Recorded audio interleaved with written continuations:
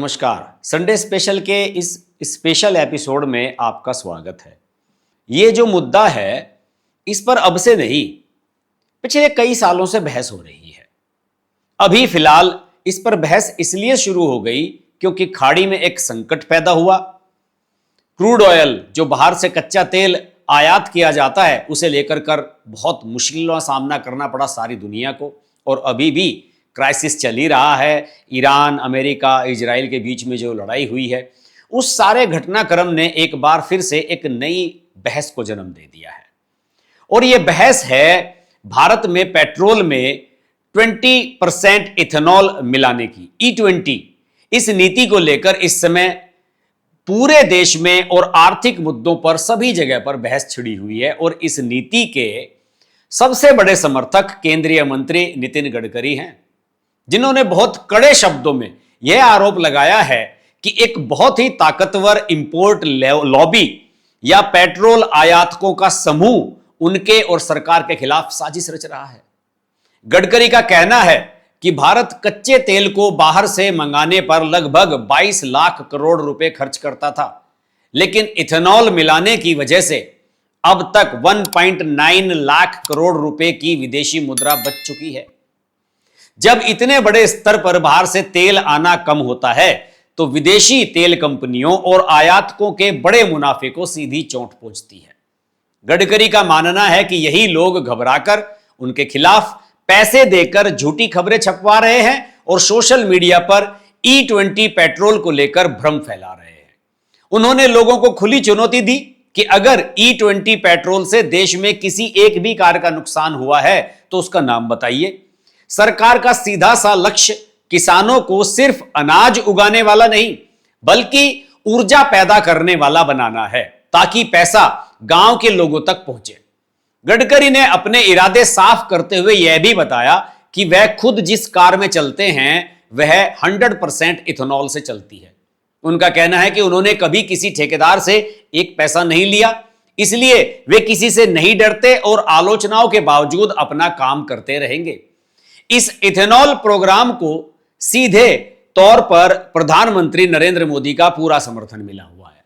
प्रधानमंत्री इसे सिर्फ पर्यावरण बचाने का तरीका नहीं मानते बल्कि देश की ऊर्जा सुरक्षा और आत्मनिर्भरता के लिए इसे एक बड़ा हथियार मानते हैं। यूपी के जेवर में हवाई अड्डे के उद्घाटन के दौरान प्रधानमंत्री मोदी ने दुनिया भर में चल रहे तनाव, खासकर मध्य पूर्व और होर्मुज डल जमरू मध्य के रास्ते से आने वाले खतरों का जिक्र किया था, जहां से भारत का 40% तेल आता है। उन्होंने साफ कहा कि अगर भारत ने इथेनॉल की तरफ तेजी से कदम नहीं बढ़ाए होते तो हमें बाहर से 4.5 करोड़ बैरल और कच्चा तेल मंगाना पड़ता। प्रधानमंत्री ने जेवर के इस कार्यक्रम में पश्चिमी उत्तर प्रदेश के गन्ना किसानों की खुलकर तारीफ की थी, जिन्होंने देश को पैसा बचाने में मदद की। अब जब सुप्रीम कोर्ट में इस नीति को रोकने के लिए एक केस डाला गया तो सरकार ने इसका डटकर बचाव किया। भारत के अटॉर्नी जनरल ने कोर्ट में सख्त लहजे में कहा कि देश के बाहर बैठे लोग या कोई विदेशी लॉबी यह तय नहीं करेगी कि भारत को कौन सा ईंधन इस्तेमाल करना चाहिए। जब विपक्ष ने आरोप लगाया कि सरकार लोगों की कार पर एक प्रयोग कर रही है, अरविंद केजरीवाल जैसे लोगों ने यह कहा, तो सरकार ने इसका तुरंत जवाब दिया कि यह कोई प्रयोग नहीं है बल्कि किसानों की भलाई और देश का पैसा बचाने की एक पक्की नीति है। भारत की E20 नीति का असर सिर्फ देश के अंदर ही नहीं बल्कि पड़ोसी देशों पर भी पड़ रहा है, जिसका सबसे बड़ा उदाहरण भूटान का मामला है। हाल ही में भारतीय तेल कंपनियों ने भूटान को E20 पेट्रोल देने की पेशकश की थी, जिसमें इथेनॉल 20% मिला हुआ है, लेकिन भूटान ने इसे लेने से साफ मना कर दिया और कहा कि उन्हें सादा पेट्रोल ही दिया जाए। हालांकि उसकी वजह जो थी वो थोड़ी तकनीकी है। भूटान के इस इनकार के पीछे की वजह ये तकनीकी थी। दरअसल भूटान के जो पेट्रोल पंप हैं और उनके जो अंडरग्राउंड टैंक हैं वो बहुत पुराने हैं और पहाड़ी इलाका होने के कारण वहां जमीन में पानी ज्यादा होता है, जिससे टैंकों में हल्की सी नमी बनी रहती है। अगर E20 पेट्रोल को इन टैंकों में डाला गया तो इथेनॉल तुरंत पानी को सोख लेगा और पानी व पेट्रोल अलग होकर दूधिया रंग के हो जाएंगे, जिससे पूरा पेट्रोल खराब हो जाएगा। इसके अलावा भूटान के अधिकारियों का कहना था कि पहाड़ी रास्तों पर गाड़ियों की चढ़ाई के लिए ज्यादा ताकत की आवश्यकता होती है, क्योंकि इथेनॉल वाले पेट्रोल में ऊर्जा थोड़ी कम होती है, उसको कम ताकतवर होता है, इसलिए उन्हें डर है कि पहाड़ी रास्तों पर गाड़ियों के इंजन फेल हो सकते हैं। भूटान ने साफ कर दिया है कि अगर भारत भविष्य में सिर्फ E20 पेट्रोल ही बेचेगा तो उन्हें काफी पहले बताना होगा, ताकि वे अपने पूरे पेट्रोल टैंक जितने भी सिस्टम है उनका, उन सब को पूरी तरीके से बदल सके। यह भूटान का उदाहरण मैं इसलिए दे रहा हूं कि भूटान पूरी तरीके से तेल को लेकर भारत पर निर्भर है। E20 नीति को लागू करने में भारत की कार बनाने वाली कंपनियों का रोल बहुत अहम रहा है। Maruti Suzuki, Toyota, Hyundai, Tata Motors जैसी सभी बड़ी कंपनियों ने सरकार की इस नीति का पूरा साथ दिया है, और इन कंपनियों का दावा है कि साल 2023 के बाद बनी उनकी सभी नई गाड़ियां E20 पेट्रोल पर चलने के लिए पूरी तरह तैयार हैं, और लैब की टेस्टिंग में इंजनों में कोई खराबी नहीं मिली है। लेकिन इसके साथ ही एक बड़ी सच्चाई यह भी है, जो खबरें सामने आ रही हैं, कि पुरानी गाड़ियों में इथेनॉल के कारण रबर और प्लास्टिक के पुर्जे गलने का खतरा रहता है। लोगों की इस चिंता को दूर करने के लिए मारुति सुजुकी 10 से 15 साल पुरानी गाड़ियों के लिए एक खास रेट्रोफिट अपग्रेड किट बाजार में लाने की तैयारी कर रही है। इस किट में ऐसे पाइप और पुर्जे होंगे जिन पर इथेनॉल का असर नहीं होगा, और इनकी कीमत करीब 4 से 6 हजार रुपए के बीच में होगी।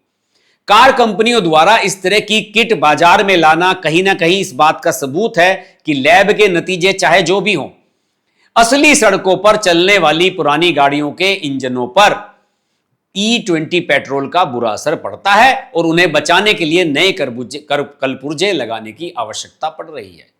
भले ही सरकार और कार कंपनियां E20 को सुरक्षित बता रही हैं, लेकिन आम लोगों का फीडबैक इससे काफी अलग और परेशानी भरा है। लोकल सर्किल्स नाम के एक मंच ने हाल ही में पूरे देश के 305 जिलों में एक बहुत बड़ा सर्वे किया, जिसमें 2023 से पहले की कार चलाने वाले 44,000 से ज्यादा लोगों से बातचीत की गई। बड़े लेवल पर यह सर्वे हुआ, और इस सर्वे के नतीजे काफी हैरान करने वाले थे। जिन लोगों की गाड़ियों का माइलेज 10% से ज्यादा गिर गया था, उनकी संख्या मई से जून के बीच 45% से बढ़कर 66% हो गई। यही नहीं, जिन लोगों को अपनी गाड़ियों में टूट फूट और रिपेयरिंग करवानी पड़ी, उनका आंकड़ा भी 29% से उछलकर 55% तक पहुंच गया। सर्वे में शामिल लोगों ने बताया कि फ्यूल पंप और इंजेक्टर खराब होने से उन पर हर साल 4,000 से 10,000 रुपए तक का अलग का खर्चा आ रहा है। जनता की इसी परेशानी को देखकर राजनीतिक दलों ने सरकार पर हमले तेज कर दिए हैं। आम आदमी पार्टी के नेता अरविंद केजरीवाल और कांग्रेस के मंत्री जो कर्नाटक के प्रियांक खड़गे हैं, मल्लिकार्जुन खड़गे के बेटे, उन्होंने प्रधानमंत्री को पत्र लिखा और इस नीति को तुरंत वापस लेने की मांग की। इन नेताओं का आरोप है कि सरकार देश के करोड़ों लोगों की महंगी गाड़ियों का इस्तेमाल एक प्रयोगशाला की तरह कर रही है। इतने सारे विवादों और शिकायतों के बाद भी सरकार अपनी नीतियों से पीछे हटने को तैयार नहीं है, और अब उसने भविष्य के लिए और भी बड़े प्लान बना लिए हैं।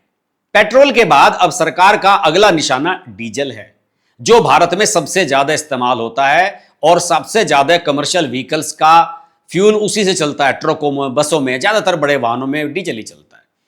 अब नितिन गडकरी ने यह घोषणा कर दी है कि सरकार अब डीजल में 15% आइसोब्यूटेनॉल मिलाने का एक बहुत बड़ी योजना बना रही है। क्योंकि इथेनॉल को सीधे डीजल में नहीं मिलाया जा सकता, इसलिए खास केमिकल तरीकों से इथेनॉल को आइसोब्यूटेनॉल में बदला जा रहा है। आइसोब्यूटेनॉल एक बहुत ही आधुनिक बायोफ्यूल है। इसकी सबसे बड़ी खासियत यह है कि इसमें ताकत बहुत ज्यादा होती है, और यह पुराने डीजल इंजनों को अंदर से खराब या जंग नहीं लगने देता। गडकरी ने बताया कि बड़े जनरेटरों पर इसका सफल टेस्ट किया जा चुका है, क्योंकि जनरेटर्स में डीजल बहुत इस्तेमाल होता है। अगर डीजल में 15% मिलाने का यह प्रयोग सफल हो जाता है, तो देश भर में चलने वाले ट्रकों, ट्रैक्टर्स और बड़े वाहनों के सेक्टर में एक बड़ी क्रांति आ जाएगी, जिससे भविष्य में कच्चे तेल के आयात में और भी बड़ी कटौती होगी। यह सरकार के सामने तो चैलेंज है ही, साथ ही साथ हमारे और आपके सामने भी चैलेंज है कि हम इसको कितना अच्छा तरीके से अडॉप्ट करते हैं। देखिए, सरकार की नीतियां अपनी जगह हैं, सरकार लंबा सोच करके चलती है, और इसमें कोई शक नहीं कि नरेंद्र मोदी ने जिस तरह की बात कही थी कि भाई हमने अगर पहले से तैयारी नहीं की होती तो फिर हम आज इस स्थिति में नहीं होते। मैं आपको बता दूं कि इसमें सरकार ने लक्ष्य रखा था 2029-2028 तक का E20 पर लाने का, लेकिन पिछले साल ही 2026 में ही इसको रिवाइज किया गया और 2027 तक सारे वाहनों को E20 पर लाने का प्लान बना लिया गया और सरकार इससे आगे की भी सोच रही है। ईवी इलेक्ट्रिकल व्हीकल्स को लेकर के बहुत बड़ी अवेयरनेस लाई जा रही है। अब आप देखिए, अगर मैं देश की बात करूं तो देश में इस समय बिजली की कमी नहीं है। हर घर पर बहुत जगह आपने देखा होगा लोगों ने सोलर सिस्टम लगवा लिए हैं, बिजली खूब बन रही है। सरकार का अगला स्टेप यह है, मैं जो देख रहा हूं इस समय पूरे वर्ल्ड वाइड जिस तरह की चीजें नीतियां चल रही हैं सरकार की, कि साहब ईवी को प्रमोट किया जाए। टू व्हीलर्स में इलेक्ट्रिक व्हीकल्स छा चुके हैं। आपके घर पर आपने देखा होगा कि ब्लिंकिट और जो अन्य चीजें डिलीवरी करने वाले बॉयज हैं वो इलेक्ट्रिक व्हीकल्स पर आने लगे हैं। अगर आप होंडा की एक्टिवा खरीदने के लिए जाएंगे तो आपको 1 लाख के आसपास खर्च करना पड़ेगा, जबकि 40-50 हजार रुपए में टू व्हीलर आसानी से मिल जा रहा है अगर आपको लोकल कहीं जाना है, यानी कि आपको 30-40 किलोमीटर के दायरे में या फिर आपको सिटी के अंदर ही कोई काम करना है तो ईवी का कोई जवाब नहीं है। और दूसरे जो बड़ी गाड़ियां हैं, खासतौर से टाटा ने तो अपने सारे 4 व्हीलर्स में वेरिएंट निकाल दिए हैं इलेक्ट्रिक व्हीकल्स के। तो मुझे लग रहा है कि सरकार सही दिशा में बढ़ रही है। और जहां तक नितिन गडकरी का लेकर सवाल है, नितिन गडकरी को लेकर लोग अक्सर सवाल उठाते रहते हैं। कुछ लोगों का यह कहना होता है कि नितिन गडकरी आरएसएस की बैकग्राउंड से आते हैं और आरएसएस का उनके पीछे इतना स्ट्रॉन्ग होल्ड है क्योंकि वो नागपुर से आते हैं जहां से देवेंद्र फडणवीस आते हैं और नागपुर में आरएसएस का मुख्यालय है। तो सबका यह कहना है कि नरेंद्र मोदी चाहकर भी नितिन गडकरी का कुछ बिगाड़ नहीं सकते। हालांकि मुझे लगता है कि यह नीति नरेंद्र मोदी की ही है। नितिन गडकरी में कोई अपने दम पर इतनी हिम्मत नहीं कि वो अपने दम पर इतने बड़े फैसले लें। और बीजेपी अलग अलग समय पर यह कहती रही है कि हमें इथेनॉल की ब्लेंडिंग पेट्रोल में बढ़ानी है और साथ ही साथ हमें आत्मनिर्भरता को बढ़ाना है, जिससे कि हमें बाहर से तेल कम आयात करना पड़े।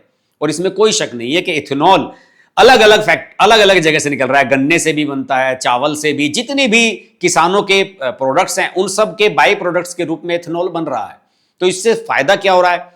जो शुगर मिल्स हैं, जो किसानों की पेमेंट्स बहुत लंबे समय तक लटका करके रखती थी, अब उनके पास पैसा आ रहा है इथेनॉल बेच करके। इसके रेट्स में भी सरकार ने बदलाव किए हैं। पहले कुछ हाई रेट्स थे, अब थोड़ा कम रखे गए हैं, कुछ बदलाव किया गया है। आमूल चूल बदलाव समय समय पर होते रहते हैं, लेकिन सरकार की पॉलिसी जो मुझे नजर आ रही है, थिंकिंग पॉजिटिव है।